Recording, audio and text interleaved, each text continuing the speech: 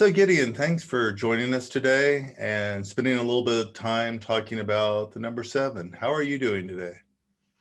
I'm doing well. I'm in Austin, Texas. It's a little overcast and cloudy, Nice. but I'm here. kind of feels like what this season with COVID in 2020 coming in 2021 kind of feels like that right now.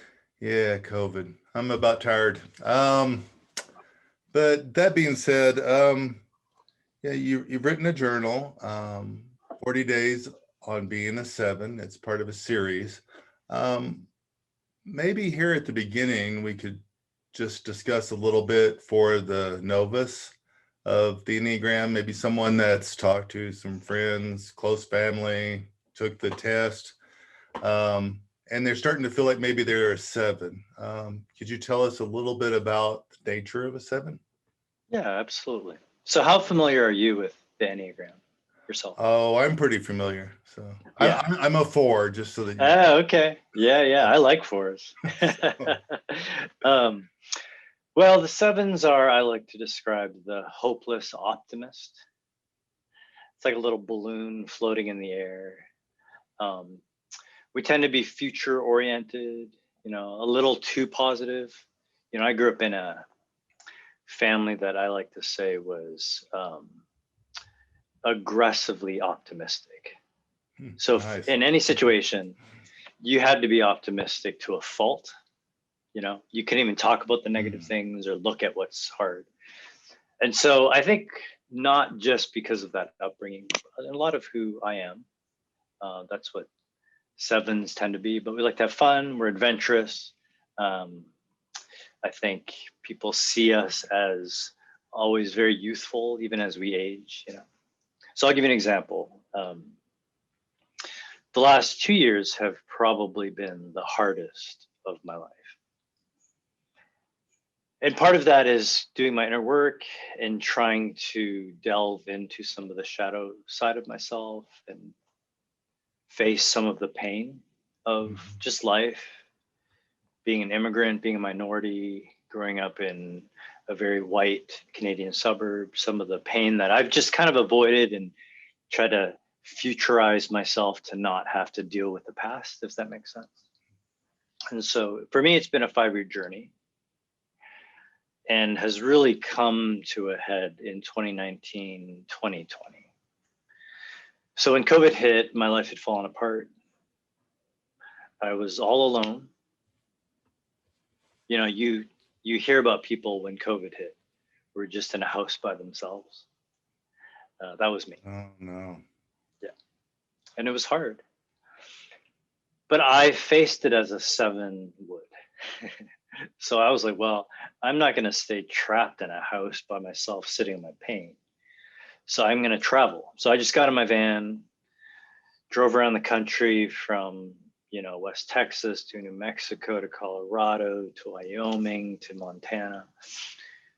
And a big part of that was just me feeling overwhelmed by the burden and the pain that my life was at that moment. And it gave my brain something to do so I could plan for the future, for the next week. Where am I going to stay? Where am I going to camp? What am I going to eat?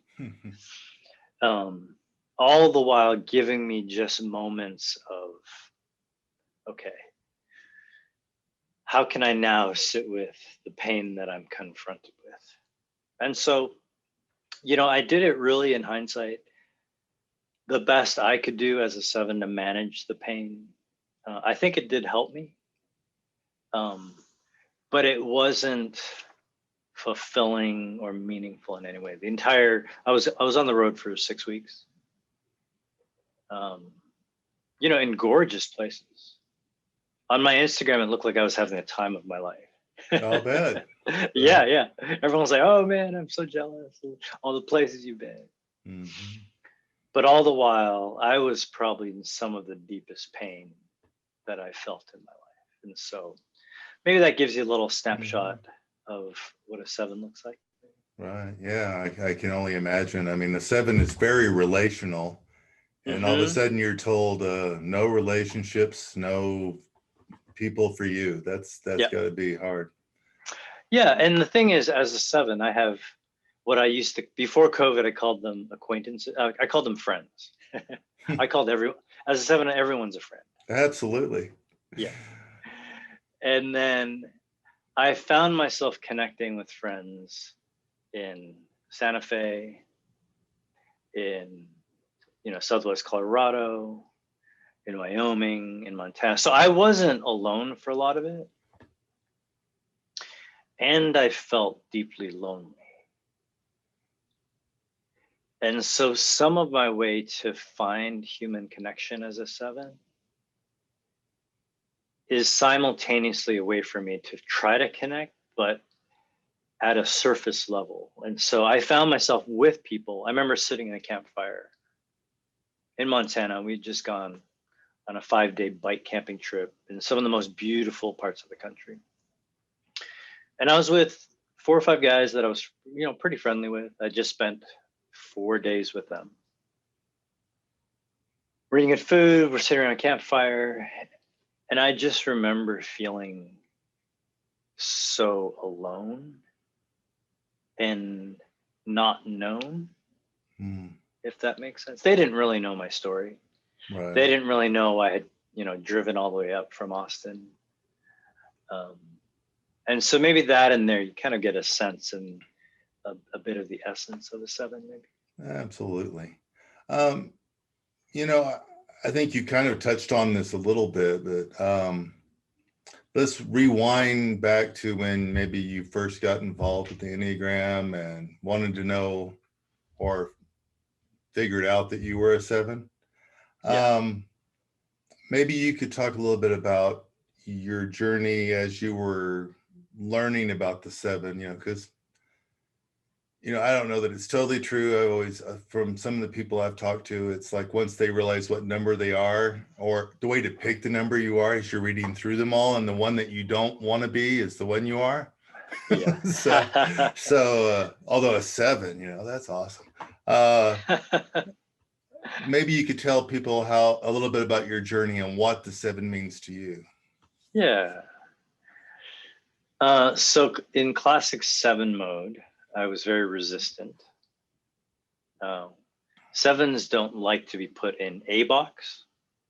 We'll take like a few boxes, but one number just felt too limiting. And I was at a leadership training maybe 10 years ago. And it's one of those ones on the first day, you do like a bunch of inventories, including the Myers-Briggs. So in my mind, it was just like, okay, Myers-Briggs, this new tool I've never heard of, Enneagram. And honestly, I didn't even take it seriously enough to have any feelings about my number. I was just like, test taken, fine. And then probably 5 years later, so I led a faith community for 15 years in Austin called Vox Finier. And we were with our board on a board retreat. And we had a spiritual director that had come on staff recently. And so at the beginning of the retreat, he was going to lead us through just some grounding, some ways for us to look inwards before we do some planning. And he was like, hey, would it be cool if we took the team through the Enneagram? And I was like, yeah, sure, let's do it. And I didn't connect the dots that I had done it before. And I remember taking the test, and then we went through a list of, they have those, they're kind of silly, but famous Enneagram types. Oh, yeah. Yeah. So I remember seeing the list. I reject that for sure. I'm like, I don't care who's famous and has it, right? Well, see, this is the thing, because you're a 4. I saw the list of the 4s, and I was like, oh, I want to be a 4. So, it was like Bob Dylan, Alan Watts, these like poetic, romantic. And I was like, oh my God, I want to be a 4. And then I got to the list of the 7s. And I just remember the ones I don't like. It was like Miley Cyrus. It was like, Jim Carrey. Actually, I kind of like Jim Carrey. But I was like, oh God, no. So I remember wanting to be a 4. And then my number came as a 7. I was just like, no, I don't want to be a 7. It just seemed to me kind of like fleeting, a little shallow. um, It's so we went personable. to, It's yeah, personable. Yeah. it's personal, yeah. But it's the parts of me that I was embarrassed of, Mm. that I maybe was confronted more directly for one of the first times in my life, I think. That's what was happening.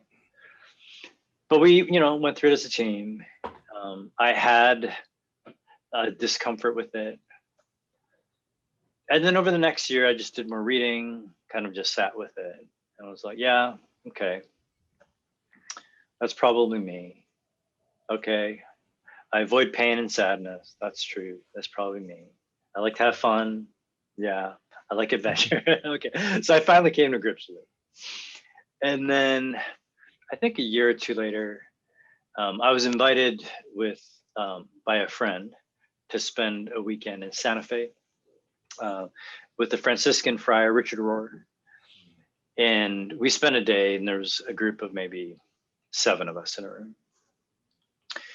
And so he just spent the morning going through the Enneagram, and there was like a little coffee break.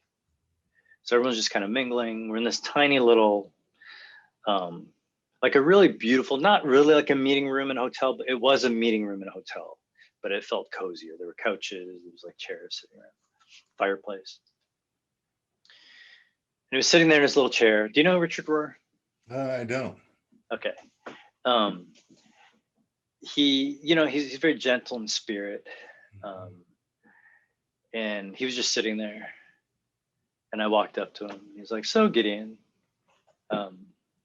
what number are you? And I go, Richard, I think I'm a 7. And so, okay, just to give a little background, he's one of the people in the 50s and 60s that helped bring the Enneagram to a more, I guess before then it was just spiritual directors and leaders. Very few people had access to it. And he was one of the ones early on that had developed it and gave it a vernacular so that more people could access it. So he's very respected and well versed in it. So he goes, so Gideon, what number are you? And I go, Richard, I'm a 7. And he looks me in the eye. He goes, huh. And I walked away from him. And then I started texting my spiritual director. I was like, Richard doesn't think I'm a 7. And then threw me into another existential crisis. I was like, who am I? Right. I am a 7. So one of the flaws, I think, of the more modern iteration, even though I don't think it has just Western roots, but it's been developed mainly for a Western audience. So I think there are nuances of how an Asian, or for me, particularly a Chinese 7 is expressed. And then I also come from, lots of double shame culture. I come from kind of Protestant shame culture, like fundamentalist Protestant shame culture. That's my upbringing. Confucian culture is very based in shame. And so I like to call myself a repressed 7 that's slowly blossoming into himself. That's awesome. So I think Richard was probably reading some of that energy, because a lot of 7s are like puppy dogs. They're like, hey. And I tend to be a little more stoic. Yeah, people are drawn to 7s. It's not hard to pick one out in a party for sure. It's like, oh, they're having fun. Let's go over there. Yeah. So I could see that if you were a repressed 7. And you brought that up like a number, but I want to make sure for those that aren't as familiar with the Enneagram, you have wings, so you could be a 7 with a 6 lean or a 8 lean, and that's one of the things I like about Enneagram is it doesn't really lock you into a little box. It's a much broader box, right? Yeah, and that's hard to explain to people. Yeah. Yeah, because it feels like you're being boxed in, but it's almost like you go through that box into something deeper. that opens up into more complexity. That's how I see it. Yeah, and a lot of it depends on how healthy you are at the time, spiritually and mentally. Yeah, And that's right. so it's a pretty neat thing. But we won't get into all the Enneagram right now. We're talking 7, so I'll calm down. So how do you think the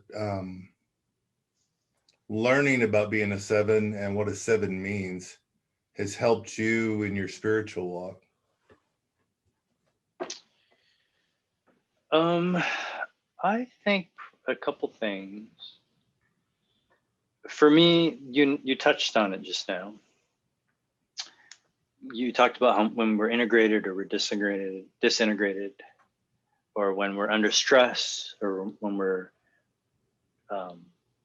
embracing who we fully are, kind of goes into 2 directions. And so I would say probably one of 2 things. One, just helping understand when I'm disintegrating, and then just to offer myself compassion in that space as well. So, I'll give you a couple examples. So I'm generally pretty comfortable in nuance and in gray spaces. I like the complexity of life. I like the complexity of faith. I like the complexity of human beings. And I'm pretty comfortable with that. But 7s, when we're under stress, we go to the shadow side of the 1, which is the perfectionist. Mm-hmm. So it's not just perfectionism, but it's the worst parts of perfectionism. Right. So we go to that. So when I first learned that, I was like, oh, okay, when I'm under stress, or when I'm just not doing well, not taking care of myself, my world suddenly becomes really black and white. Everything becomes right and wrong, either or. So what happened then was I first learned that. I was like, oh, okay, that's when I'm stressed. But when I'm stressed, because I'm in the shadow side of the 1, then I do this weird doubling down that now I'm judging myself for being black and white, which is its own form of perfectionism. Mm-hmm. If that makes sense. And so I would say the first part is just kind of helping me observe, all right, these are the people, these are the spiritual practices, these are the places where I'm doing well, and I need to keep myself in those places. And then when I'm not doing well, to have healthy boundaries around that. And then to learn, and the hardest part for me is to offer myself compassion when I'm in those spaces. And that's a difficult thing to do. And then, because of what I'm going through in my life, both from a personal standpoint and work, you never want, or you never choose failure. And especially in the American work ethic and kind of like the democratic capitalist dream, failure is a thing you avoid. Correct. And if you read the scriptures, it's actually the path to life. But it's so difficult. We won't choose it. It'll choose us. I actually think that's how grace works. And as my life kind of faced, Wendell Berry talks about how it's the impeded stream that sings. So I faced my life impediment for the first time, or I allowed myself to fully, I both allowed myself, and as it came, I received it. And just having a tool to understand myself, to understand the ways I'm running from it, the ways I can offer myself grace in the midst of it, I would say it's the difference between, have you been to Mount Zion National Park?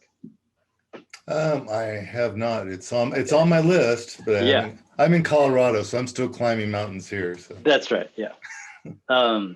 There's a hike called Angel's Landing, Mm-hmm. and it feels dangerous. I was there a few years ago, and I was hiking it, and the week before, someone had died. Someone just fell off a cliff. Gee. And for part of the climb, I think some climbers put in to the rock just some chains and some handholds. It's not even scrambling. You're just hiking a steep cliff, but with steep drops on both sides. It's doable without those handholds,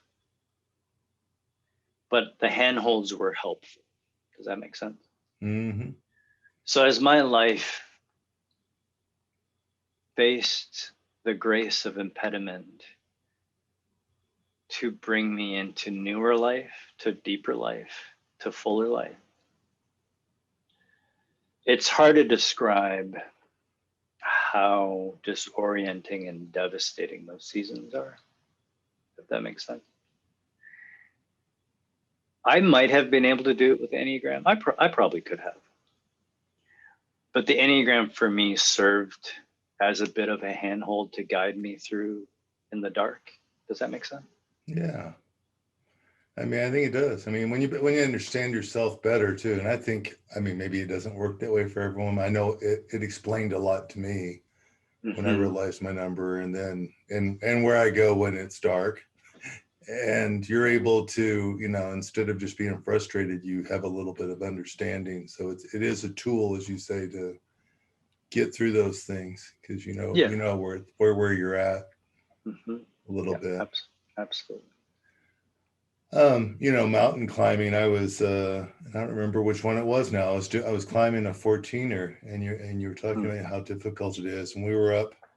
Sorry, I'm talking Colorado language. A 14er is a 14,000 foot above sea level mountain, and once you pass, the tree line about 11,000 feet, the breathing's pretty hard. And there was a gentleman in front of me. We were scrambling probably about 13,000 feet, but it was these big boulders, and it was drop offs on both sides. Yeah. And I heard him breathing really hard, and I'm like, yeah, it's pretty rough, isn't it? After, and he goes, yeah. And he turns around and he has these dark glasses on, and he goes, especially when you're blind. Oh, I was like, wow. So, I mean, when you're thinking about someone falling off, I guess the guy in front of him was telling him, hey, don't go any farther to the right. But it's amazing the perseverance of the soul that people have to accomplish things. It's awesome. Yeah, it's almost like we experience these things externally, and they sometimes mirror what's happening in our interior life. I had one when I was up in Montana, and I really reflected on it a lot. So we went on a bike camping trip. The guy who planned it is from Montana. It was like 4 days, 16,000 feet of climbing. On the first day, the guy who planned it, he crashes and has to call for help and gets pulled out. And he pulls out a paper map and shows the route to us. And the other 3 guys were from Montana, so I didn't really pay attention. I was like, they've got this. And I remember him saying, don't go on this route. That's all I remember. So we woke up the next morning, an hour in, we're on that route. So basically, we had probably our bike was like 50, 60 pounds loaded with all our camping gear. I pushed that bike for 7 hours that day. I probably rode it for 10 minutes, but pushed it up a mountain for 7 hours. And I remember getting to the top. It was hard. It's the hardest thing I've ever done. And I remember thinking, I'm strong, but I don't want to live my life to need to be strong anymore. That makes sense? Like, I'd be good if war came. My father grew up in a war, so he kind of raised me to be ready in a war. And at the top of that, when we got to the summit and we descended down the meadow to camp, I remember just sitting there. My body was like scratched, bleeding from like branches we've, hit, just legs just shredded. And it was like I needed to experience that. As a 7, that's probably my way to actually do it, to go out on a mountain, push a 50-pound bike up a mountain for 7 hours. But it served for me as a metaphor for my life. I don't want to live under stress at all times. And yeah, I want to live in a way that God intended, for me to fully come alive. And sometimes that requires going up that mountain, but that's how I had to learn that lesson, I feel like. Well, if you're on a mountain bike, the coming down, it's all worth it. So that's the best 2 minutes ever. So. Yeah, that's right. So, so now let's, get to 40 days of being a 7. Maybe you could tell us a little bit about the journal and how someone using it might help them in their walk with Christ and understand their number. Yeah. So, the journal is just 40 days of my experiences, both reflecting on what it was like to grow up in an immigrant family, to grow up in a fundamentalist faith. That's the context I grew up in, a lot of rules and rigidity that really for a 7, as a 7 kid who wants freedom, who wants adventure, was really stifling. Yeah, and then experiencing my faith always as an outsider. I never fit into any culture that I've ever lived in. And I've lived all over the world. I was born in Canada, lived in South America, back to Canada, Hong Kong. I remember when I moved to Hong Kong, I thought, okay, finally, I'll have a place that feels like home. And I felt even more like an outsider. Mm-hmm. Yeah. And then back to Canada, and then Chicago, Detroit. I've been in Austin 20 years. And so the experience is very specific to my life. And I think this to be true. I believe this to be true. I feel like as an artist, or whenever we create, the more specific I am to my own story, to the truth of my story and the truth of my experience, the more universal it is, if that makes sense. Completely. Yeah. And so I would say for any 7, I think what I wanted from this book was to just simply write from the truth of my experience, the best I'm able to articulate it. And my hope is that as I'm still just barely scratching the surface of just those moments, I get the glimpse of, oh, that's the image of the divine in me. But it's through my very, very specific Canadian, Cantonese, immigrant, Protestant, as I touch that specificity, I think the image of the divine lights up a little bit. Sometimes you see movies that are like that. Sometimes you read books where people are just painfully honest about their experience. And you're like, I know what that's like. And so I think hopefully in that way, it'll be helpful to fellow 7s or someone who's a friend of or a parent of or a partner of a 7. And then I think what I tried to do was just be honest to my humanity and my failures. Whenever I'm wanting to learn about something, it's not that helpful when someone just tells me all their success stories. It just, when I just hear someone tell all their success stories and how they became successful, all it makes me feel is how much less talented I am. Okay, great, you're talented, I'm not. But when I see someone who I admire tells their faceplant stories, because that's how we learn as human beings. That's what helps me. So a lot of great writers and a lot of people that I respect deeply, let's say like Rumi or Rilke, we kind of know a little bit more Rilke, or Thomas Merton or Thich Nhat Hanh. When I read what they write, my question is always, how did they get there?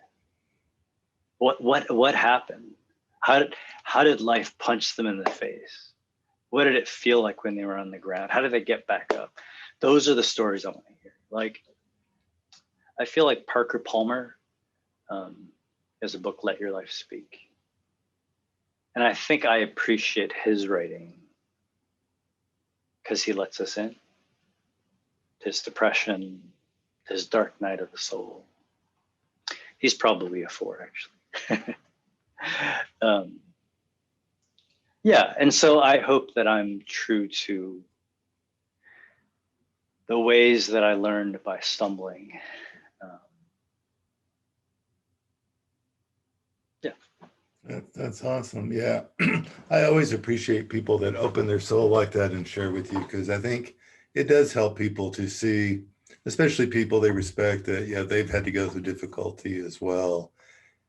And, it's so hard to do that, even, to share with somebody you're close to, but people that share it with the world, you're like, that's awesome. Mm-hmm. So. And I would say that's one of the things I appreciate most about the Enneagram. So I know that Enneagram, especially when you're around people who are into the Enneagram and you're not into the Enneagram, it can be super annoying. I get that, because immediately it becomes an insular language. I think that's what happens. So someone who doesn't fully understand the vernacular feels like, oh, I'm excluded. So I get that. But I think why I still appreciate it is, let's say, Michael, you and I, we've talked just for a few minutes. Mm-hmm. But just from the little snippets that you've just said about yourself as a 4, you've said very little. And of what I've said, if you and I went to grab a beer right now, within an hour, we could probably get to know each other pretty well. Right. In ways that would be difficult without the Enneagram. Because we can both talk about, just basics of who we are, things we like. But we can probably talk about our stumblings and failures or things we do when we're not at our best pretty quick, in a way that without the Enneagram, I don't think would be as possible. And it also feels slightly less vulnerable because I'm not just talking about me. It feels like we're talking about a third thing, right? Michael and I are talking about the Enneagram, but in the same way, actually telling a lot about our shadow and our vulnerability. And I appreciate that a lot. I think whatever, the scriptures talk to that, whatever doesn't come out into the light, can't really be healed. Your point's very clear, I guess, since I have an understanding of the Enneagram. Maybe a way to explain that to people that aren't as familiar yet is, I've been around a lot of people and done different workshops or, just readings and that are numbered people. And a lot of people really don't like to share what their number is, at least not at first. It's uncomfortable for them because, as you were pointing out, just the fact that you said you were a 7 and I'm a 4, and that tells both of us volumes about each other before we ever started talking. So as we listen, we already have an understanding of where you're coming from. Mm-hmm. And a lot of people don't want to share that. Yeah. So. See, what 4s and 7s have in common, though, is we're frustrated idealists. So there is this ideal, of human connection, of meaning, of longing, of what it means to be human in this world, what it means to be, a son, a daughter, a husband, a wife, like those big questions. in probably ways 4s and 7s are more interested in.